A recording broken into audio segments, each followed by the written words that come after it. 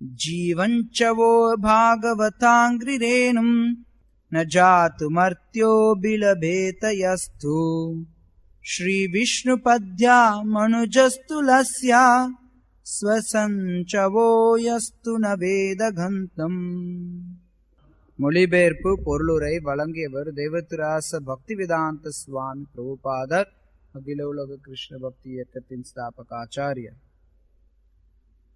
தூய பகவத் பக்தரின் பாத தூசியை தன் தலைமீது ஒருபொழுதும் ஏற்றுக்கொள்ளாதவன் வெறும் உயிரற்ற உடல் என்பதில் சந்தேகமில்லை. மேலும் பகவானின் தாமரை பாதங்களிலிருந்து வரும் துளசி இலைகளின் நறுமணத்தை என்றுமே அனுபவித்தறியாதவன் சுவாசித்துக் கொண்டிருந்தாலும் அவனும் ஒரு சவமே ஆவான். பொருளுரை. ஸ்ரீல விஸ்வநாத சக்கரவர்த்தி தாக்கூர் சொல்வது போல் சுவாசித்துக் கொண்டிருக்கும் சவம் ஒரு பேயாகும். ஒரு மனிதன் இறந்து போனால் அவன் சவம் என்று அழைக்கப்படுகிறான். ஆனால் நம்முடைய தற்போதுள்ள கண்களுக்கு புலப்படாத ஒரு சூக்ஷ்ம உருவில் மீண்டும் அவன் தோன்றி செயல்படுவானாயின் அத்தகைய இறந்து போன உடல் ஒரு பேயாகும்.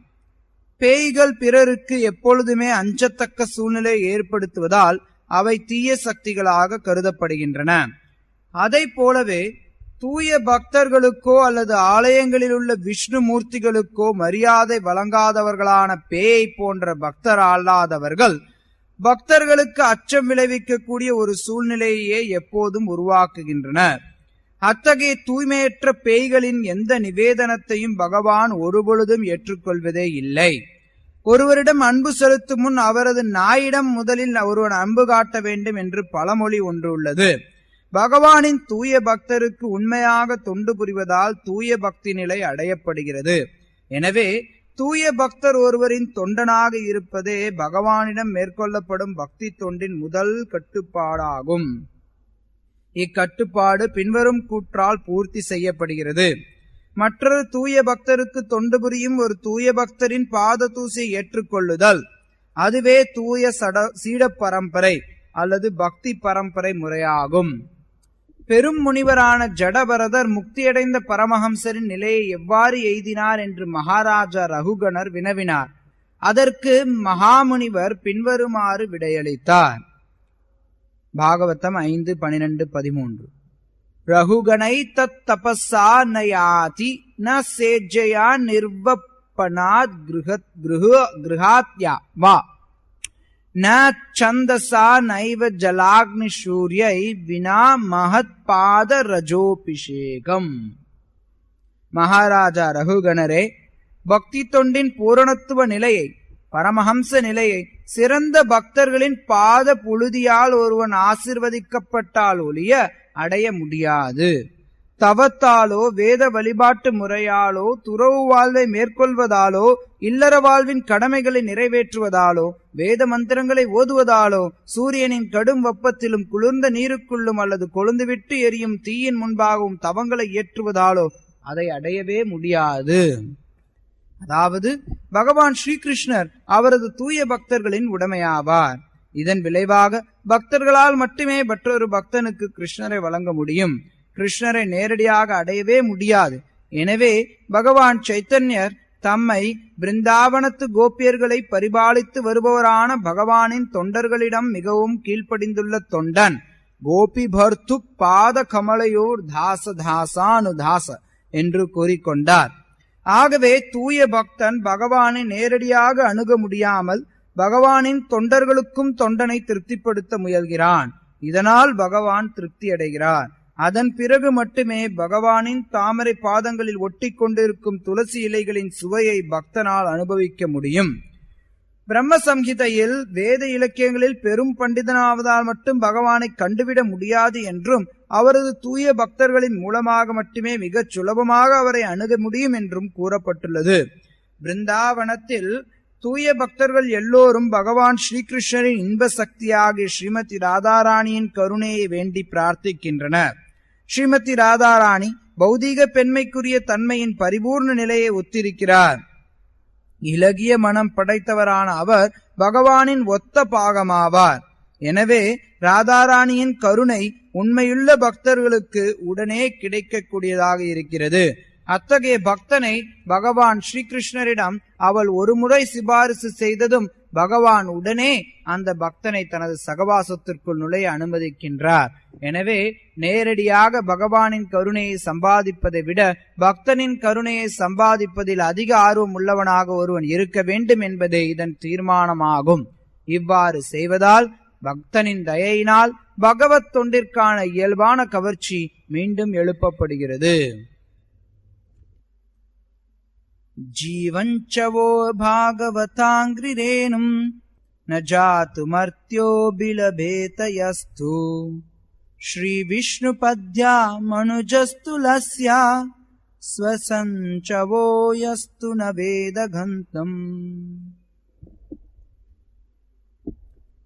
தூய பகவத் பக்தரின் பாத தூசியை தன் தலை மீது ஒருபொழுதும் ஏற்றுக்கொள்ளாதவன் வெறும் உயிரற்ற உடல் என்பதில் சந்தேகமில்லை. மேலும் பகவானின் தாமரை பாதங்களிலிருந்து வரும் துளசி இலைகளின் நறுமணத்தை என்றுமே அனுபவித்தறியாதவன் சுவாசித்துக் கொண்டிருந்தாலும் அவனும் ஒரு சவமே ஆவான்.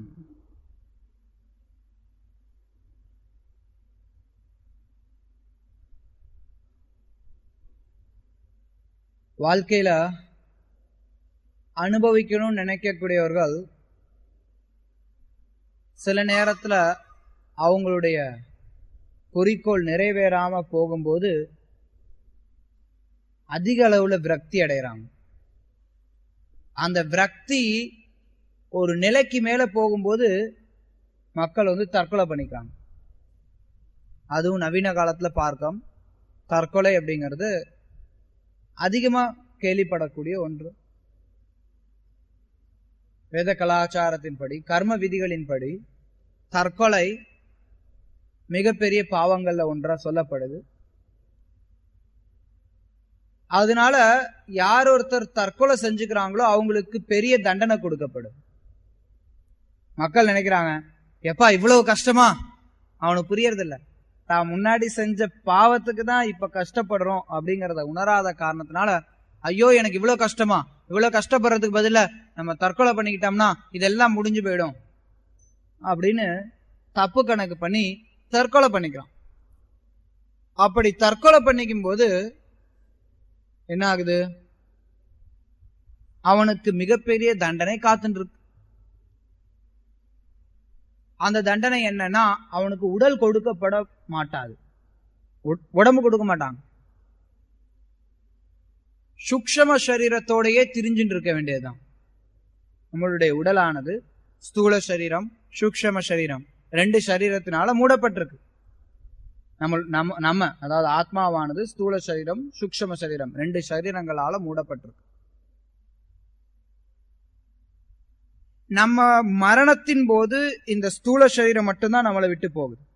சூக்ஷ்ம சரீரம் அதாவது மனம், புத்தி, அகங்காரம் அப்படியே ஜீவனோட போகுது. கிருஷ்ணர் கீதையில உதாரணம் கொடுக்கிறார். காற்று எப்படி நறுமணத்தை தாங்கி செல்லுதோ அது மாதிரி ஜீவன் தன்னுடைய முந்தைய வாசனங்களை கடந்து செல்றான் அப்படின்னு. அதாவது காற்றுல நறுமணம்னு எதுவுமே கிடையாது, காற்றுக்கு அந்த தன்மை கிடையாது. ஆனா அப்படி அந்த காற்றானது பூந்தோட்டத்தின் வழியா வருது அப்படின்னா, பூந்தோட்டத்துல இருந்து வரக்கூடிய காற்றை நம்ம சுவாசிக்கும் போது அதுல நறுமணம் இருக்கிறத நம்ம உணர்றோம். அதை கூட இன்னும் துல்லியமா சொல்லணும்னா, நமக்கு எல்லாருக்கும் எளிமையா புரியுற மாதிரி சொல்லணும்னா, நவீன காலத்துல நம்மளுடைய சென்னை மாநகரத்துல அங்க எங்க போகும்போது வீசக்கூடிய காற்று கூவம் நதியின் மூலமா வரும்போது துர்நாற்றம் அடிக்கும். காற்றுக்கு துர்நாற்றம்னு எதுவும் கிடையாது. ஆனா அந்த காற்றானது அந்த துர்நாற்றத்தை தாங்கி வருது. அது மாதிரி ஒரு ஜீவன் தூய்மையானவன், அந்த ஜீவன் ஒரு விடல்ல இருந்து இன்னொரு விடலுக்கு போகும்போது எந்த உடல்ல இருக்கானோ அந்த உடலினுடைய எண்ணங்களை தாங்கி செல்றான். அடுத்த உடலுக்கு போகும்போது அது எங்க இருந்து தாங்கி செல்லப்படுது அப்படின்னா, மனம், புத்தி, அகங்காரம், மனதுலதான் அது பதிய வைக்கப்படுது. ஆத்மாவுக்கு அது தொடர்பு கிடையாது. மனதுல ஒருத்தனுடைய எண்ணங்கள் பதிஞ்சு அடுத்த பிறவி அவன் எடுக்கிறான். இதுல என்ன ஆகுது, சிலருக்கு மனதுல ஆழமான விருப்பம், ஏதாவது ஒரு விஷயத்தை அனுபவிக்கணுங்கிற ஆழமான விருப்பம் இருக்கு. இல்ல அவங்க தற்கொலை பண்ணி இருந்திருக்கலாம். அந்த காரணத்தினால அவங்களுக்கு இந்த உடம்பு போனா கூட இதை விட்டுட்டு போறதுக்கு மனசு இருக்காது. பல பேர் பாத்தீங்கன்னா, ஸ்ரீல பிரபுபா ஸ்ரீமத் பாகவதனுடைய ஒரு பொருளுரையில எழுதுவார், இந்த அரசியல்வாதிகள் எல்லாம் என்ன பண்றாங்கன்னா, மரணத்தை கண்டு பயங்கரமா பயப்படுறாங்க. ஏன்னா நிச்சயமா தெரியும் மரணத்துக்கு அப்புறம் நாயாவோ பூனையாவோ ஆக போறோம். இல்ல சில பேர் என்ன நினைக்கிறான், இப்ப நவீன காலத்துல இருக்க மரணத்தோட எல்லாம் முடிஞ்சு போச்சுன்னு நினைக்கிறான். எப்படி நினைச்சாலும் சரி, மரணம் அப்படிங்கறது அவனுக்கு ஒரு பெரிய பயத்தை கொடுக்கக்கூடியதா இருக்கு. அதனால என்ன ஆகுது, அவனுக்கு இந்த உடல் போனா கூட இந்த உடலை விட்டு போறதுக்கு அவனுக்கு மனசு இல்லை. சில நேரங்கள்ல இந்த உடல் அடிபட்டு இல்ல வியாதியில மூழ்கி எந்த ஒரு செயல்பாடே இல்லாம போயிடும். அப்ப கூட அவனுக்கு அந்த உடலை விட்டு போறதுக்கு மனசு வராது. ஏன்னா அந்த உடல் மேல அவனுக்கு அவ்வளவு ஒரு பற்றுதல். அதான் ஸ்ரீல பிரபுபா சொல்றார், அதனாலதான் மக்கள் சில பேர் கோமால இருக்காங்க. எதுக்கு கோமாவுக்கு போறாங்க, உடம்பு ஒத்துழைக்கல, ஆனா உடம்பை விட்டு போறதுக்கு மனசு வரல. மனமானது உடம்பை விட்டு போறதுக்கு ஒத்துழைக்கல. அதனால அப்படியே உடம்போட பிடிச்சுட்டே இருக்காங்க. சில நேரத்துல அவங்க பலவந்தமா வெளியில அனுப்பும் போது கூட அவங்க பேயா அலைய ஆரம்பிக்கிறாங்க. மற்றொரு ஜட சரீரத்தை, அதாவது ஸ்தூல சரீரத்தை ஏற்றுக்கொள்ளாமல் அவங்க பேயா திரிய ஆரம்பிக்கிறாங்க. இங்க என்ன சொல்லப்படுது இந்த ஸ்லோகத்துல அப்படின்னா, யாரெல்லாம் பகவத் பக்தர்கள், அதாவது பாகவதர்களுடைய பாத துளிகளை ஏற்றுக்கொள்ளலையோ அவங்க உயிரோட இருக்கக்கூடிய பிணம். அது எப்படி உயிரோட பிணம் இருக்க முடியும் அப்படின்னா, பேய், உடல் கிடையாது ஆனா திரியிறாங்க. ஸ்ரீல விஸ்வநாத் சக்கரவர்த்தி தாக்கூர் அதான் விளக்கம் கொடுக்கிறார். பேயோட வேலை என்ன, அடுத்தவங்களுக்கு தொந்தரவு கொடுக்கறது. அது மாதிரி யார் பகவத் பக்தியில ஈடுபடாம இருக்கிறாங்களோ அவங்களுடைய வேலை என்னன்னா அடுத்தவங்களுக்கு தொந்தரவு கொடுக்கறது தான். வாழ்ற மாதிரி தெரிஞ்சா கூட உண்மையில பேய் மாதிரி தான் இருக்கிறாங்க அவங்க ஒவ்வொருத்தரும், அவங்க எவ்வளவு பெரிய ஆளா இருந்தாலும் சரி. ஸ்ரீமத் பாகவதத்தினுடைய இந்த கூற்றின் பிரகாரம் யாரெல்லாம் பகவத் பக்தர்களுடைய பாத தொழிகளை தங்களுடைய தலையில ஏற்றுக்கொள்ளலையோ அவங்க எல்லாருமே பேயை போன்ற வாழ்க்கை வாழ்றாங்க. உலகத்துல எத்தனையோ பேர் இருக்காங்க, எவ்வளோ பெரிய பெரிய பண்டிதர்கள், இல்ல பெரிய பெரிய மன்னர்கள், நவீன காலத்துல பார்த்தோம்னா பிரதம மந்திரி, ஜனாதிபதி, அமைச்சர்கள், முதல் மந்திரி, இல்ல பெரிய பெரிய பொருளாதார நிபுணர்கள், வியாபாரிகள், கோடீஸ்வரர்கள் எல்லாருமே ஸ்ரீமத் பாகவத்தினுடைய இந்த வார்த்தையின்படி பேய்கள் தான். ஸ்ரீமத் பாகவதம் கண்டிப்பான வார்த்தைகளை உபயோகப்படுத்துறதுல ரொம்ப பெயர் போன ஒன்று. அதுல இங்க தொடர்ந்து சொல்லப்படுது, யாரு பகவத் பக்தருடைய பாத துளிகளை ஏற்றுக்கொள்ளலையோ அவங்க பேய்களை போன்றவர்கள்.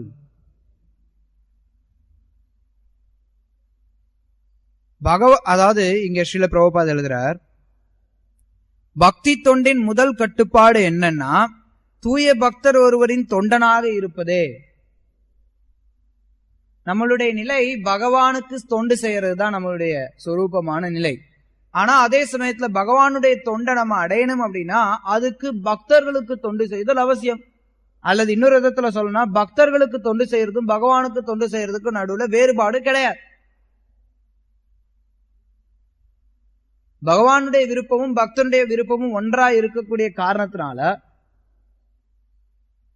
பகவான் தனக்கும் தன்னுடைய பக்தனுக்கும் வேறுபாடு பார்க்கறது இல்லை. அப்படிங்கிற காரணத்தினால பகவத் பக்தருக்கு செய்யக்கூடிய தொண்டானது பகவானுக்கு செய்யக்கூடிய தொண்டிலிருந்து கொஞ்சம் கூட வேறுபட்டது அல்ல. இது ரொம்ப முக்கியமா நம்ம புரிஞ்சுக்க வேண்டியது. பகவானுக்கும் பக்தனுக்கும் என்ன வித்தியாசம்? ஒரு விதத்துல பார்த்தோம் அப்படின்னா பகவானுக்கும் பக்தனுக்கும் நடுவுல பெரிய வித்தியாசம் இருக்கு. ஆனா இன்னொரு விதத்துல அவங்க ரெண்டு பேருக்கு நடுவுல வேறுபாடு கிடையாது. ஏன்னா பகவான் தன்னுடைய பக்தனை தனக்கு சமமாக கருதுறார். அகம் பக்த பராதி, நான் என்னுடைய பக்தனுக்கு சேவகனா இருக்கிறதுக்கே பகவான் ஆசைப்படுற. அப்படி இருக்கும் பட்சத்துல நம்ம நிச்சயமா ஒரு பக்தனுக்கு சேவகனா ஆகிறது அப்படிங்கிறது நம்மளுடைய குறிக்கோள்ல ஒன்றா இருக்கணும். கிருஷ்ணர் ஒரு இடத்துல சொல்றார், என்னுடைய பக்தன் அப்படின்னு யார் ஒருத்தன் சொல்றானோ அவனை நான் என்னுடைய பக்தனா ஏற்றுக்கொள்றது கிடையாது. என்னுடைய பக்தனுடைய பக்தன் அப்படின்னு யார் ஒருத்தன் சொல்றானோ அவனை தான் நான் பக்தனா ஏற்றுக்கொள்றேங்கிற. அதனால பாகவதர்களுக்கு செய்யப்படக்கூடிய பக்தி தொண்டானது பகவானுக்கு செய்யக்கூடிய பக்தி தொண்டை காட்டிலும் ஒரு விதத்துல உயர்ந்தது. ரெண்டு பேருக்கும் வேற்றுமை கிடையாது. ஒரு விதத்துல பார்த்தோம்னா ரெண்டு பேருக்கு செய்யக்கூடிய தொண்டும் சமம். இருந்தாலும் பகவான் தன்னுடைய பக்தருக்கு செய்யப்படக்கூடிய தொண்டை ரொம்ப ஆர்வத்தோட ஏற்றுக்கொள்றார். அதனால பகவத் பக்தர்களுக்கு செய்யக்கூடிய தொண்டானது பகவானுக்கு செய்யக்கூடிய தொண்டை காட்டிலும் சிறந்தது. அதனாலதான் இங்க சொல்லப்படுது, பாகவத அங்கிரேனும், தூய பக்தர்களுடைய பாத தூளி. இதுக்கு அதிகமான முக்கியத்துவம் கொடுக்கப்படுது. அதுவும் குறிப்பா கௌடிய சம்பிரதாயத்துல சைத்தன்ய மகாபிரபுனுடைய அடிச்சூடுகளை பின்பற்றி வரக்கூடிய நம்மளுடைய சம்பிரதாயத்துல இந்த பாத தூளிகளுக்கு மிகுந்த முக்கியத்துவம் கொடுக்கப்படுது. 3 விஷயங்கள் ஒருத்தருக்கு பக்தி தொண்டுல விரைவா முன்னேறதுக்கு உதவும் அப்படின்னு சொல்லப்படும். ஒண்ணு, தூய பக்தர்களுடைய பாத தூளி, அதாவது அவருடைய பாதத்தினுடைய தூசி. மற்றொன்று, தூய பக்தர்களுக்கு பாத அபிஷேகம் பண்ணி அந்த ஜலம், அபிஷேக தீர்த்தம். மற்றொன்று தூய பக்தர்களுடைய உச்சிஷ்டா, அவர்கள் சாப்பிட்டு அதனுடைய மீதி அல்லது மகா பிரசாத், பகவானுக்கு அர்ப்பணிக்கப்பட்ட உணவு மகா பிரசாதம்னு சொல்லப்படுது. பகவானுக்கு அர்ப்பணிக்கப்பட்ட உணவை தூய பக்தர்கள் சுவைத்து அதனுடைய மீதியை நம்ம ஏற்றுக்கொள்ளும் போது அது மகா பிரசாதம்னு சொல்லப்படுது. இப்படி பல இடங்கள்ல சைத்தன்ய சரிதாமிர்தத்திலையும் கௌடிய சம்பிரதாய ஆச்சாரியர்கள் பலரும் இந்த பாத தூளிகளுக்கு ரொம்ப முக்கியத்துவம் கொடுக்காங்க. தசபர பாதரேனு மோரோ பஞ்ச கிராஸ், நரோத்தமதாஸ் டாக்கூர் பாடுறார். எனக்கு எப்ப ஆச்சாரியர்களுடைய பாதரேனு, அவங்களுடைய பாத தூளிகள் கிடைக்கும். இந்த பாத தூளிகளை ஏற்றுக்கொள்றது அப்படிங்கிறது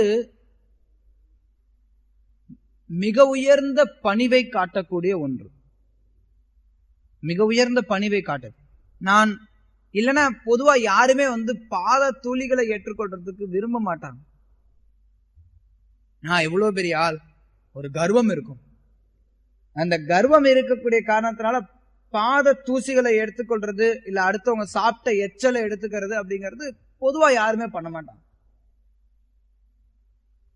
யார் ஒருத்தன் பக்தர்களுடைய மகத்துவம் தெரிஞ்சிருக்கானோ அவன் தான் பாத துளிகளை ஏற்றுக்கொள்றதுல ஆர்வம் காட்டுவான். அதனாலதான் பாகவத மார்க்கம் சைத்தன்ய மகாபிரபு பின்பற்றக்கூடிய கௌடிய வைஷ்ணவ நம்ம பாகவத மார்க்கத்தை பின்பற்றோம். பாகவத மார்க்கத்துல பகவானை காட்டிலும் சில நேரங்கள்ல பக்தனுக்கு அதிக முக்கியத்துவம் கொடுக்கப்படுது. பகவானுடைய பாதம்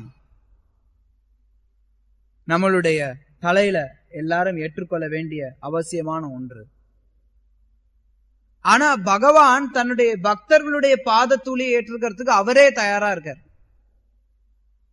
அப்ப பக்தர்களுடைய பாத தூளிக்கு எவ்வளவு முக்கியத்துவம் நம்ம கொடுக்கணும். நம்ம பார்க்கலாம், பகவானுடைய மிகச்சிறந்த பக்தர்கள் இதுக்கு ஆசைப்படுறது. ஸ்ரீமத் பாகவதத்துல ஸ்ரீ உத்தவரை பத்தி நம்ம பார்க்கிறோம். உத்தவர் துவாரகையில கிருஷ்ணருடைய நண்பர், மதுரா துவாரகையில. அவர் கிருஷ்ணருக்கு ரொம்ப பிரியமான பக்தர். அந்த துவாரகையில யார கேட்டாலும் கிருஷ்ணர் கூட யார் இருப்பா அப்படின்னா உத்தவர். எப்பவுமே கூடவே இருப்பார். கிருஷ்ணரோட படுத்துங்குவார், கிருஷ்ணரோட விளையாடுவார், கிருஷ்ணரோட சாப்பிடுவார், பார்க்கறதுக்கு கிருஷ்ணர மாதிரியே இருப்பார்.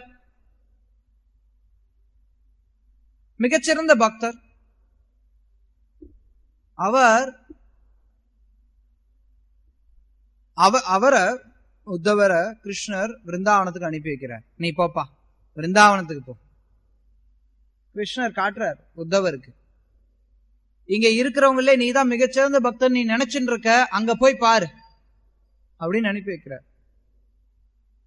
அவர் பகவான் லீலையில கோபியர்களுக்கு குறிப்பா ஒரு கடிதத்தை கொடுத்து உத்தவரை அனுப்பி வைக்கிறார் கிருஷ்ணர். உத்தவர் விருந்தாவனத்துக்கு வரார். அங்க இருக்கக்கூடிய எல்லாரையும் பார்க்கிறார். அங்க இருக்கக்கூடியவங்களை பார்க்கும்போது அவருக்கு கொஞ்சம் கொஞ்சமா புரிய ஆரம்பிக்குது, இங்க இருக்கக்கூடியவர்கள் கிருஷ்ணர் மேல மிக நம்ம என்னை காட்டும் பல மடங்கு அதிகமான பக்தியில இருக்காங்க அப்படிங்கறத புரிஞ்சுக்கிறார். உதாரணத்துக்கு அவர் கோபியர்கள்ட்ட சொல்றார், ஏன் நீங்க கிருஷ்ணா கிருஷ்ணா அழுதுன்னு இருக்கீங்க? நீங்க கிருஷ்ணர் எல்லா இடத்துலயும் இருக்கார், கண்ணை முன்னீங்கன்னா கிருஷ்ணரை நீங்க தியானிக்கலாம், அவரை நினைக்கிறதுக்கு நான் உங்களுக்கு சொல்லி தர்றேன் அப்படிங்கிற. அவங்க சொல்றாங்க, ஐயா அவரை நினைக்கிறதுக்கு நீங்க எங்களுக்கு சொல்லி தர வேண்டிய அவசியம் இல்ல, அவரை மறக்கிறதுக்கு ஏதாவது வழி இருந்தா சொல்லுங்க, அவரை தான் பொழுதுனைக்கு நினைச்சிட்டு தானே இருக்கோம், அவருடைய ஸ்மரணையிலே இருந்துட்டு இருக்கான், கண்கள்ல பொழுதுனைக்கும் நீர் வழிஞ்சுட்டே இருக்கு. இதெல்லாம் பார்க்கும்போது கொஞ்சம் கொஞ்சமா உத்தவருக்கு என்ன நடக்குது இங்க விருந்தாவனத்துல, இந்த பக்தர்களுக்கு நான் சேவை பண்ணணும்னு ஆசைப்படுறேன். அதுக்காக அவர் என்ன நினைக்கிறார், நான் இந்த விருந்தாவனத்துல ஒரு புல்லாயிடுறேன். இந்த விருந்தாவனத்துல ஒரு புல்லாயிட்டேன் அப்படின்னா இந்த பக்கம் போக வர இருக்கக்கூடிய கோபியர்களுடைய பாத துளிகள் எனக்கு கிடைக்கும். ஏன்னா கோபியர்கள் அவங்க ரொம்ப பணிவானவர்கள், அவங்க தங்களுடைய பாத துளிகளை கொடுக்க மாட்டாங்க. அவங்க கிட்ட இருந்து எப்படி பாத துளிகளை பெறது? அதனால உத்தவர் நினைக்கிறார், நான் இங்க ஒரு புல்லாயிட்டேன் அப்படின்னா கோபியர்களுடைய பாத துளிகளை பெறலாம். கோபியர்கள் தங்களை பெரிய பக்தர்களா நினைக்கிறது கிடையாது, அதனால பாத துளிகளை கொடுக்க மாட்டாங்க. எதுக்கு? நான் பெரிய பக்தன் கிடையாது அப்படின்னு. நான் பார்க்கலாம், கிருஷ்ணர் ஒரு தடவை தனக்கு தலைவலின்னு சொல்லி ஏமாத்துவார். எல்லாருக்கும் தெரியும் யாரு சிறந்த பக்தர் அப்படிங்கறத நிரூபிக்கிறதுக்காக தனக்கு தலைவலின்னு சொல்லுவார். அப்போதைக்கு எத்தனையோ பக்தர்களை கேட்டுட்டு கடைசியா நாரதர் கோபியர்கள்ட்ட கேட்கும்போது, கோபியர்கள் நாங்க ஒன்னும் பெரிய பக்தர்கள் இல்லையே, எங்களுடைய பாதத்துளியை கொடுத்தா கிருஷ்ணருக்கு தலைவலி போகுமா? அப்படி போகும் அப்படின்னா எடுத்துக்கோங்க, எவ்வளவு நாளும் எடுத்துக்கோங்க, இதனால நீங்க நரகத்துக்கு போவீங்களே பரவாயில்ல, நாங்க நரகத்துக்கு போனா பரவாயில்ல, கிருஷ்ணர் அவருக்கு தலைவலி சரியானா போதும். அதாவது பக்தர்கள் பகவானுக்கு கொஞ்சம் கூட அசௌகரியம் கொடுக்க கூடாதுன்னு பார்ப்பாங்க. பகவானுக்கு கொஞ்சம் அசௌகரியம் கொடுக்கிறோம் அப்படின்னா அந்த அசௌகரியத்துக்காக எவ்வளவு காலம் வேணாலும் நரகத்துல போய் வசிக்கிறதுக்கு கூட பக்தர்கள் தயாரா இருக்காங்க. அது தூய பக்தி, சுத்த பக்தி. பக்தி அப்படின்னா பகவான் கூட நாமளும் சேர்ந்து அனுபவிக்கிறது அப்படிங்கிறது கிடையாது. பகவானுக்கு கைங்கரியம் பண்றது, அந்த கைங்கரியத்தினுடைய காரணத்துக்காக நான் துன்பப்பட வேண்டியிருந்தாலும் சரி பரவாயில்ல, துன்பப்படலாம் அப்படிங்கிற ஒரு மனப்பான்மை. அது அவ்வளவு எளிமையா வராது. அதுதான் கோபியர்களுடைய மனப்பான்மை. அந்த கோபியர்களுக்கு நம்ம சேவை பண்ணணும் அப்படிங்கறது தான் சைத்தன்ய மகாபிரபு நமக்கு சொல்லித்தர. கோபி பருத்த பாத கமலையோர் தாச தாச தாசானு தாச ஸ்ரீல பிரபுபாத் இங்க மேற்கோள் காட்டுறார். அது மாதிரி யார் ஒருத்தர் கோபியர்களுக்கு சேவை பண்றாங்களோ, அவர்களுடைய பாத துளிகளை ஏற்றுக்கொள்றாங்களோ, மிகப்பெரிய உன்னத நிலையை அடைகிறாங்க.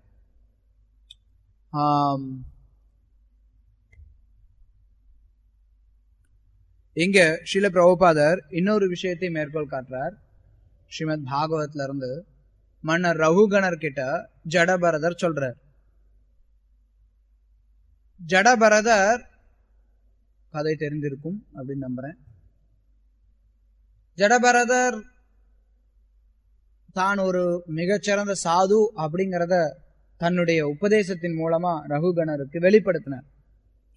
ஜடபரதருடைய உபதேசத்தை கேட்டதுக்கு அப்புறம் ரகுகணர் கேட்கிறார் பரதர்ட்ட, எப்படி இது சாத்தியம்? இவ்வளவு பெரிய பரமஹம்ச நிலையை நீங்க அடைஞ்சது எப்படி சாத்தியம்?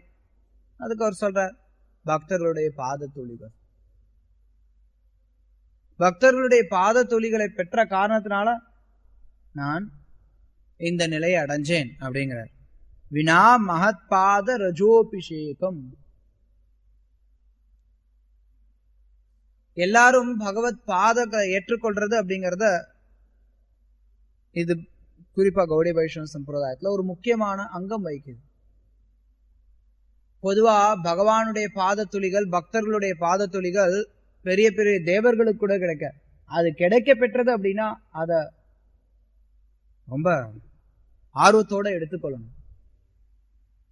சைத்தன்ய சரிதாமிரத்துல ஒரு நிகழ்ச்சி ஒண்ணு இருக்கு.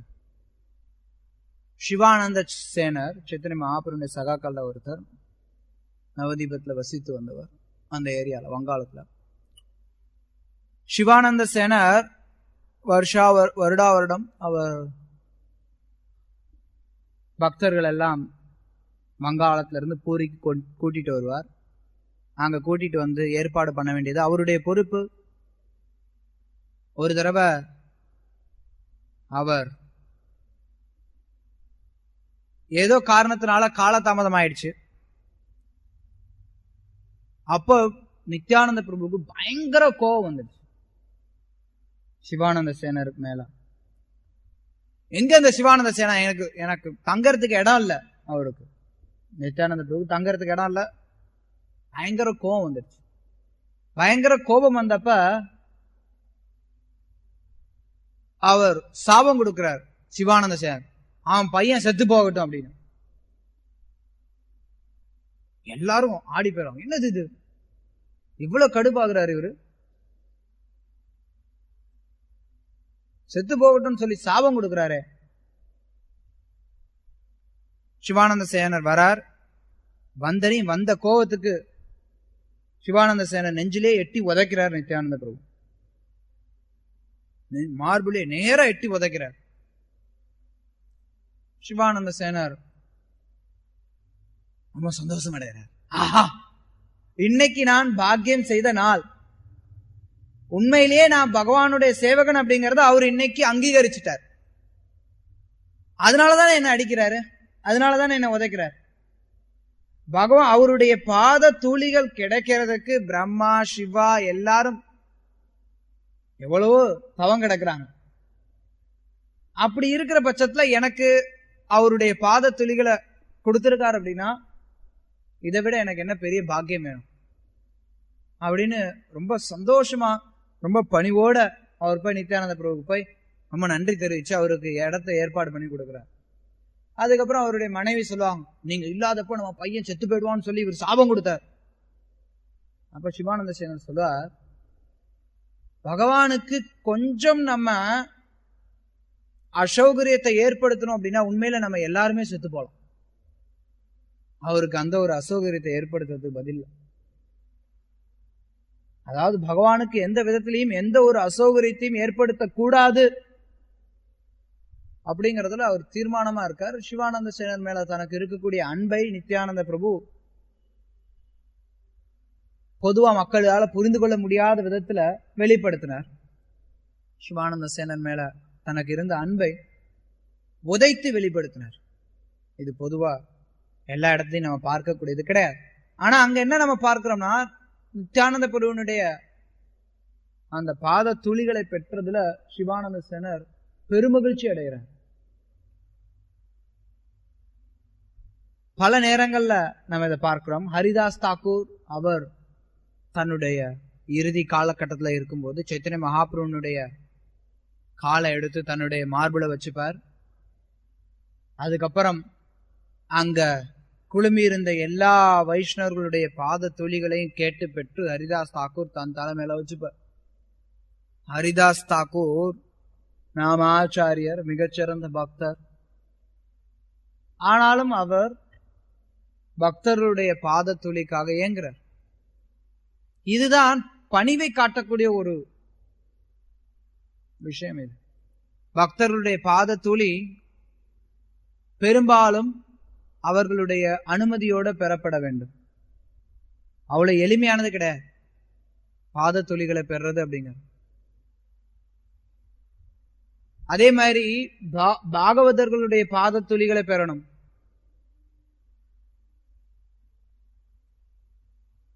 அதுவும் அவசியம். பாகவத வேஷம் போடுறவங்களுடைய பாத துளிகளை பெறக்கூடாது.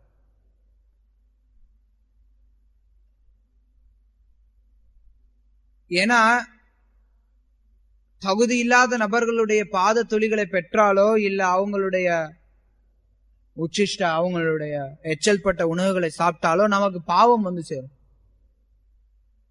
அதனாலதான் இந்த சகஜர்கள் பார்த்தீங்கன்னா அவங்க புறக்கணிக்கப்படுறாங்க. எப்ப பார்த்தாலும் கால யார் வந்தாலும் போனாலும் சரி காலை நோண்டி மண் எடுத்து தலையில போட்டுக்கிறது அவ்வளவு எளிமை கிடையாது.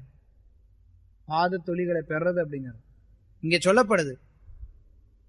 மன்னர் ரகுகணர் கிட்ட பரதர் சொல்றார், எவ்வளவோ தவங்களை செய்தாலும் இல்லற கடமைகளை நிறைவேற்றினாலும் வேத மந்திரங்களை ஓதினாலும் அதனாலலாம் இந்த பரமாம்ச நிலையை அடைய முடியாது. பகவத் பக்தி அப்படிங்கறத அடைய முடியாது.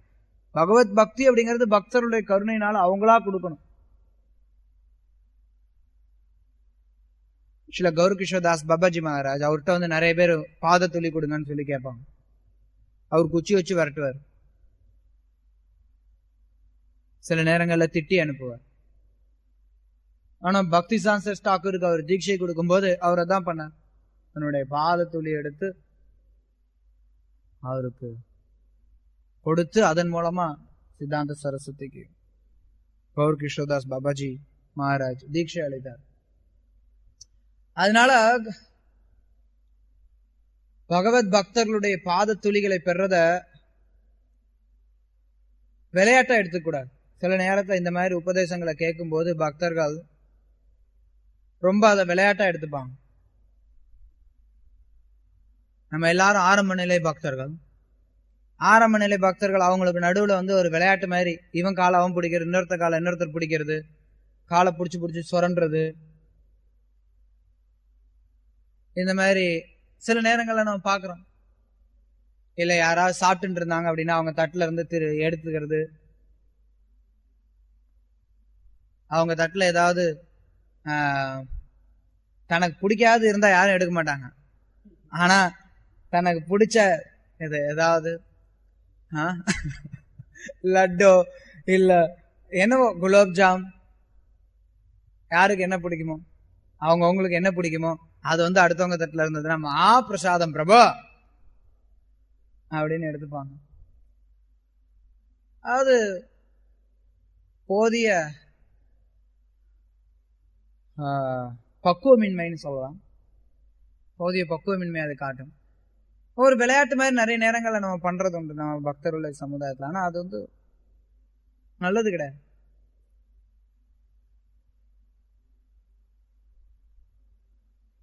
பகவத் பக்தர்களுடைய பாத துளிகள் அப்படின்னா அவங்க பாகவதர்களா இருக்கணும். உயர்ந்த பக்தர்களுடைய பாத துளிகளை நம்ம பெறணும். ஆச்சாரியர் குரு வரார், அவருடைய பாத துளிகளை பெறதுக்கு நம்ம முயற்சி பண்ணணும். அதை விட்டுட்டு சும்மா விளையாட்டு மாதிரி போறவங்க வர்றவங்க எல்லாம் காலை பிடிச்சுக்கிட்டு இருக்க கூடாது.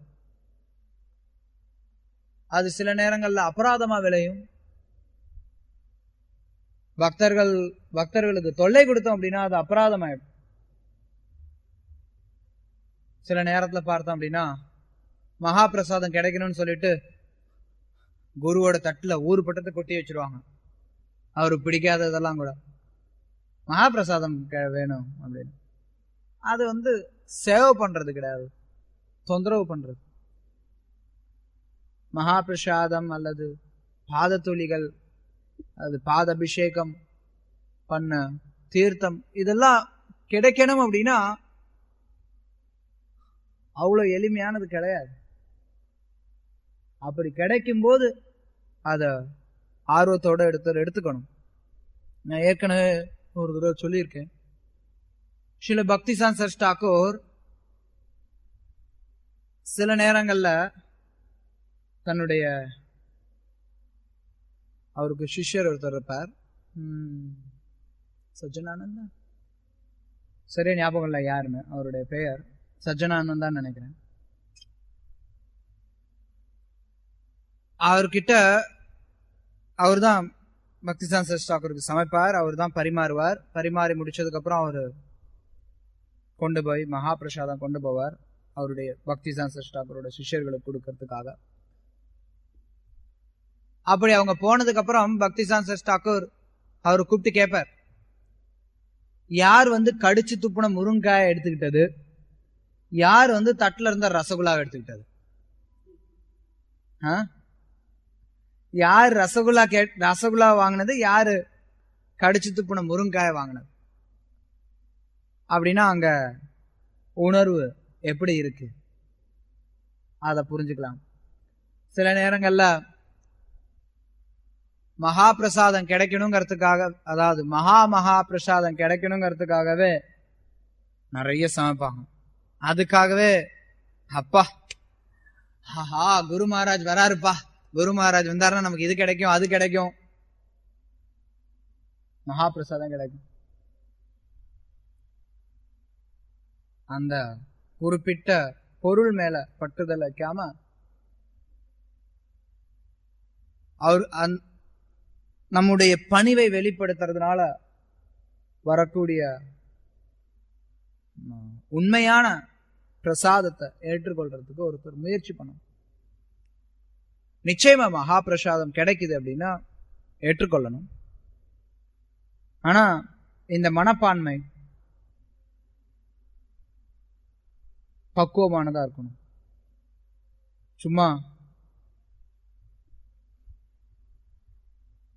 நம்மள மாதிரி இன்னொருத்தர் கஷ்டப்பட்டு இருக்கிறார், அதாவது இன்னொருத்தர் கிருஷ்ண பக்தி பயிற்சி பண்றதுக்கு முயற்சி பண்ணிட்டு இருக்கார், கஷ்டப்பட்டு இருக்கார் அப்படிங்கறதோட அது மாதிரி இருக்கக்கூடிய பக்தர்கள்ட்ட நம்ம விளையாட்டு அப்படிங்கிற ரீதியில செயல்படுறது தவறு. அதே சமயத்துல உண்மையான பாகவதர்களுடைய பாத துளிகள் ஒருத்தருக்கு கிடைக்கப்பட்டது அப்படின்னா அதை பொக்கிஷமா ஒருத்தர் எடுத்துக்கணும். உண்மையான பக்தர்களுடைய கருணையினால பகவானுடைய கருணை நம்ம பெற முடியும். அந்த பக்தர்கள் சில நேரங்கள்ல நம்மளுடைய பார்வைக்கு எப்படி வேணாலும் இருக்கலாம். நம்மளுடைய வெளி தோற்றத்துக்கு அவர் உடல் குறைபாடுகளோடு இருக்கலாம்,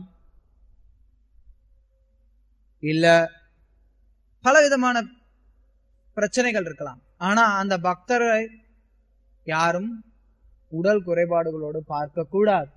கங்காம்பசம் புத்புத பேண பங்கை பிரம்ம திரவதம் அப்பகச்சதி நீர தர்மம். எப்படி ஒரு நீரினுடைய தர்மம், அதாவது கங்கையினுடைய தர்மம், அதுல இருக்கக்கூடிய நுரையெல்லாம் எவ்வளவு இருந்தாலும், அதெல்லாம் நுரை சகதி எல்லாம் இருந்தாலும் ஒருத்தர் பார்க்க மாட்டார். பார்க்காம கங்கையில ஒருத்தர் நீராடுவாங்களோ அது மாதிரி ஒரு பக்தர், தூய பக்தர், அவர்கிட்ட உடல் குறைகள் எது இருந்தாலும் அதை பார்க்க கூடாது. ஐயோ குருமர மகா பிரசாதமா, அதுல உப்பே போட மாட்டாங்களே, இதெல்லாம் நான் கேட்டிருக்கோம், நம்ம அடிக்கடி கேட்டிருக்கோம். அதுல உப்பு போட மாட்டாங்களே, மகாராஜ் குரு மகாராஜ் மகா பிரசாதம் வாங்கி அதுல உப்பு போட்டு சாப்பிடுறது. இல்ல அவர் உடல் ரீதியா ஏதாவது குறைபாடுகள் இருந்ததுன்னா அதை வச்சு பார்க்கறது, பேசுறது, நினைக்கிறது, அதெல்லாம் அபராதமாயிடும். உடல் ரீதியாக எந்த விதத்துல ஒரு தூய பக்தர் இருந்தாலும் அதை கண்டுகொள்ளாமல் ஒருத்தர் அந்த பக்தருடைய பாத துளிகள், தீர்த்தம், உச்சிஷ்டா இதெல்லாம் எடுத்துக்கிறதுல ஆர்வம் காட்டுறாங்க. அப்படி ஆர்வம் காட்டும் போது அத்தகைய பக்தர் அவருடைய பணிவினால ஒருத்தர் குரு திருப்தி அடைஞ்சு அவர் கருணை கொடுக்கிறார். சில நேரங்கள்ல அந்த பணிவு எல்லா நேரத்திலும் வெளிப்படணும். குருவினுடைய கருணை அல்லது அதனுடைய அர்த்தம் என்ன, நம்ம பணிவை வெளிப்படுத்தி குருவினுடைய விருப்பத்தை பூர்த்தி செய்யணும். எல்லா நேரங்கள்லயும் நமக்கு மிகச்சிறந்த பாகவதர்களுடைய சங்கம் கிடைக்காது, பாகவதர்களுடைய தூளி கிடைக்காது, அவர்களுடைய மகா பிரசாதம் கிடைக்காது. ஆனா அவர்களுடைய விருப்பத்தை நிறைவேற்றுவதன் மூலமா எப்பவுமே நம்ம அவர்களோட தொடர்புல இருக்க முடியும்.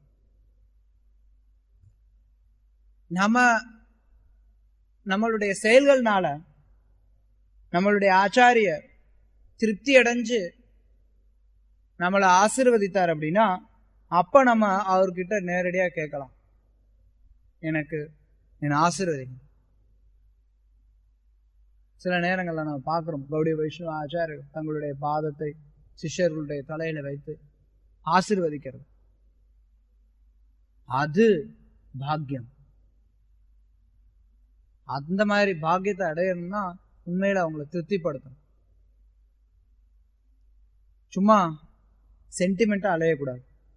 சுருக்கமா சொல்லணும்னா பாத துளிகள் மிக உயர்ந்தது, அதே சமயத்துல அத கவனமா அணுகணும், அபராதம் இழைக்காமல் உயர்ந்த பாகவதர்கள்ட்ட இருந்து அணுகணும். அப்ப அது மகத்துவம் வாய்ந்ததா அமையும். ஹரே கிருஷ்ணா.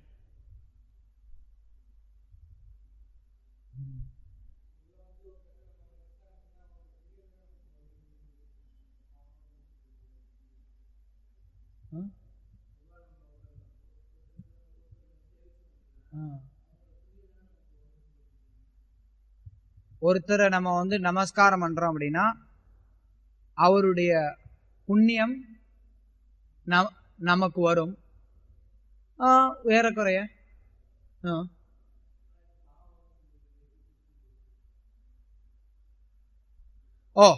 ஓகே. நம்ம ஒருத்தரை நமஸ்காரம் பண்றது மூலமா நம்ம இங்க பாவம் வரும் அப்படிங்கறதோட இதுல நான் எந்த விதத்துல சொன்னேன்னா, இப்ப ஒருத்தருடைய உச்சிஷ்டா எச்சல்பட்ட உணவுகள் ஒருத்தர் எடுத்துக்கிறாங்க அப்படின்னா அது தமோ குணத்தை சார்ந்தது. கிருஷ்ணர் கீதையில சொல்றார், எச்சல்பட்ட உணவுகள் தமோ குணத்தை சார்ந்தவருக்கு பிரியமானது. அந்த விதத்துல அந்த நபருடைய பாவமோ புண்ணியமோ, அந்த நபர் பாவப்பட்ட ஆத்மாவா இருந்தா பாவம் வரும், அவர்கிட்ட பக்தி இருந்ததுன்னா பக்தி வரும். பொதுவா எச்சல்பட்ட உணவுகளானது தமோ குணத்தை இருக்கக்கூடியவர்களுக்கு பிரியமானது. அந்த விதத்துல சொன்ன சில நேரங்களில் பாவம் கூட வரும். ஒருத்தருடைய தகுதி இல்லாத நபர்களை நம்ம வழிபட்டோம் அப்படின்னா நமக்கு பாவம் வரும். உதாரணத்துக்கு உலகத்துல எத்தனையோ போலியான குருக்கள், தாங்களே கடவுள்னு சொல்லிட்டு திரியறவங்க எத்தனையோ பேர் இருக்காங்க.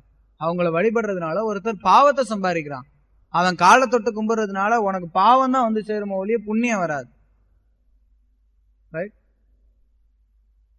நீ நல்ல ஒரு எண்ணத்தோட கூட அந்த காரியத்தை செய்யலாம்.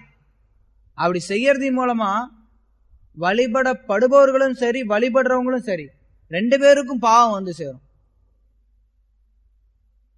தகுதி இல்லாத நபர்களை நம்ம வழிபட்டோம் அப்படின்னா, யாரோ ஒருத்தன் தன்னை கடவுள்னு சொல்லிட்டு தெரியறான், அவனை கூப்பிட்டு வச்சு அவனுக்கு பாத அபிஷேகம் பண்ணி பாதத்தை எடுத்து தலையில தெரிச்சுக்கிட்டோம்னா பாவம் தான் நமக்கு. அது அவ்வளவும் பாவம்.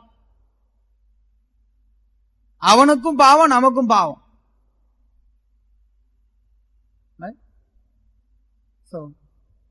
அந்த விதத்துல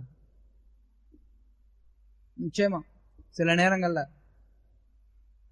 பாத்திரம் அறியாம செஞ்சோம்னா அபாயம் உண்டு.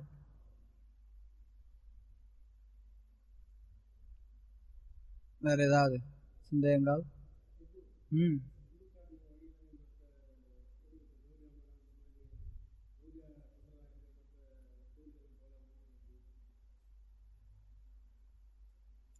பிரபுபாதர் காட்டின வழி இல்லாம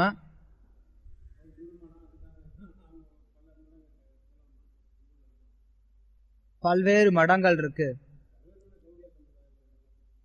கௌடிய சம்பிரதாயத்துக்குள்ளார பல்வேறு மடங்கள் இருக்கு, போகலாமா? எங்க உண்மை இருக்குன்னு உங்களுக்கு எப்படி தெரியும்? எப்படி அறிவீங்க? ஆச்சாரியர் வச்சு கும்பிடுறவங்க எல்லாருமே உண்மையா இருக்கிறவங்கன்னு அர்த்தம் கிடையாது.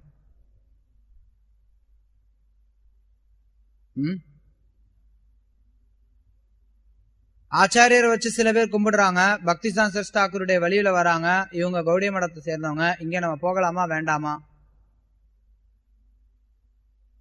அடிப்படையில பார்த்தோம் அப்படின்னா, நம்ம எங்கேயாவது கௌடிய மடத்தின் பக்கம் நம்மளால போக நேர்ந்தது அப்படின்னா தாராளமா போகலாம், போய் நம்ம விஜயம் செய்யலாம், பார்க்கலாம். பகவான் இருக்கார் அங்க. பல கௌடிய மடங்கள்ல பக்திசான் சரஸ் தாக்கூர் பிரதிஷ்டை பண்ண விக்கிரகங்கள் இருக்காங்க. அவங்கள நம்ம வழிபடலாம், அங்க இருக்கக்கூடிய சாதுக்களுக்கு மரியாதை செலுத்தலாம். அந்த விதத்துல நம்ம போயிட்டு வரலாம். ஆனா ஆழ்ந்த சங்கம் அப்படிங்கிறது அவசியம் இல்லை. அதுக்கு பல காரணங்கள் இருக்கு. அடிப்படையான ஒரு காரணம், நம்மளுடைய ஆச்சாரியர் ஸ்ரீல பிரபுபாதர் கொடுத்திருக்கக்கூடிய விஷயங்கள் பூர்ணமானது, அதுல எந்த சந்தேகமும் இருக்கக்கூடாது. பிரபுபாதர் எல்லாத்தையுமே நமக்கு கொடுத்திருக்கார், அவர் கொடுக்காது எதுவுமே கிடையாது. நம்ம பூரண கிருஷ்ண பக்தி அடையறதுக்கு, கிருஷ்ண பிரேமை அடையறதுக்கு நமக்கு என்னெல்லாம் தேவையோ அது எல்லாவற்றையும் ஸ்ரீல பிரபுபா கொடுத்திருக்கார். அப்படி எல்லாத்தையும் பிரபுபாத் கொடுத்ததுக்கு அப்புறம் வேற எங்கேயும் நமக்கு என்ன தேடுறதுக்கு என்ன இருக்கு?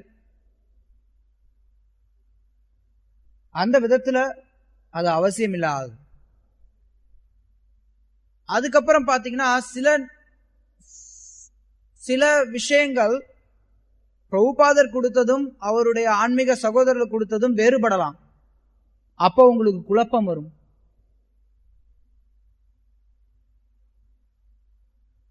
அந்த குழப்பத்தினால நீங்க அபராதம் இழைக்க முடியும். அந்த குழப்பத்தினால உங்களுடைய பக்தியை விட்டு போயிட முடியும். அது மாதிரி இஸ்கானுடைய வரலாற்றுல பெரிய அளவுலயே பல விஷயங்களை சந்திச்சிருக்கோம். சிலர் ஸ்ரீல பிரபுபாதருடைய ஆன்மீக சகோதரர்களை, சில பேர் பலருக்கு பொறாமை இருந்தது. பிரபுபாதர் யாராலையும் சாதிக்க முடியாத விஷயத்த ஸ்ரீல பிரபுபாதர் சாதிச்சிட்டார் அப்படிங்கறதுல சிலருக்கு பொறாமை இருந்தது. அந்த பொறாமையின் காரணத்தினால அவங்க பலவிதமான அவதூறுகளை ஸ்ரீல பிரபுபாதர் மேல பேசலாம், அதெல்லாம் கேட்க நேரிடலாம்.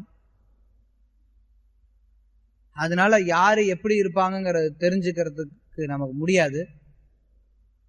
சிறந்தது என்ன அப்படின்னா சங்கம் எடுக்க வேண்டாம். பிரபுபாதர் தன்னுடைய சீடர்களை பல நேரங்கள்ல கண்டிச்சிருக்கார். எதுக்கு அங்க போன, எதுக்கு கௌடிய மட்டுக்கு போன,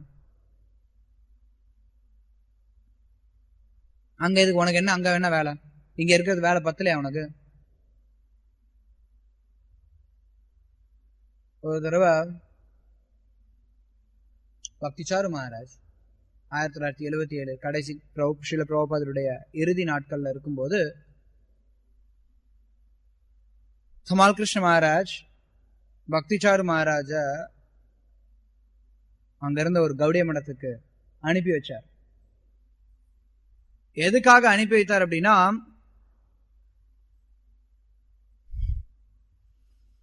பாக்குறார் ஸ்ரீல பிரபுபாத் கூடை விரைவில் நம்மளை விட்டு போயிடுறதுக்கு வாய்ப்புகள் அதிகமா இருக்கு.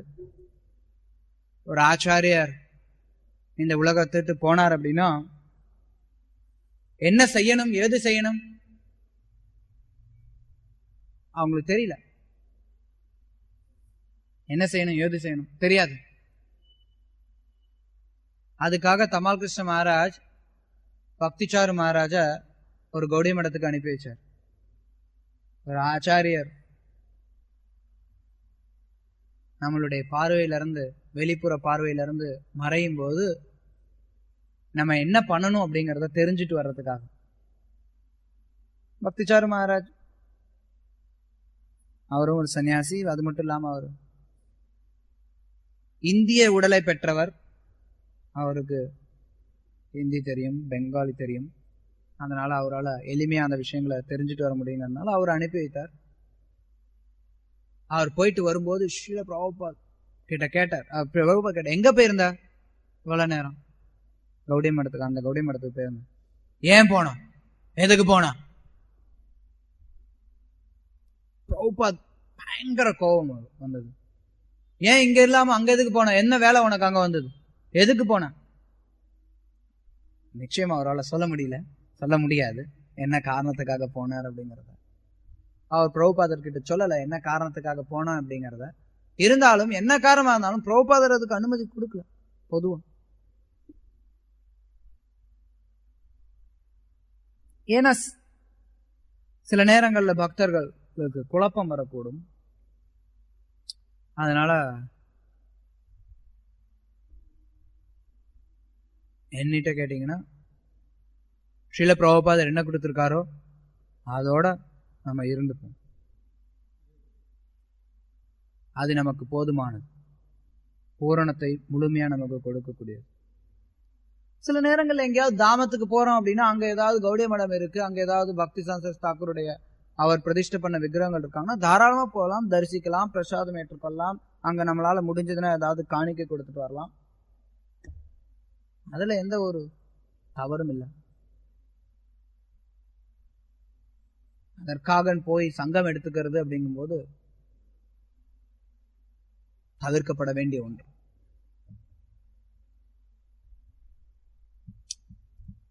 हरे कृष्ण। श्रील प्रभुपाद की जय। श्रीमद् भागवतम की जय।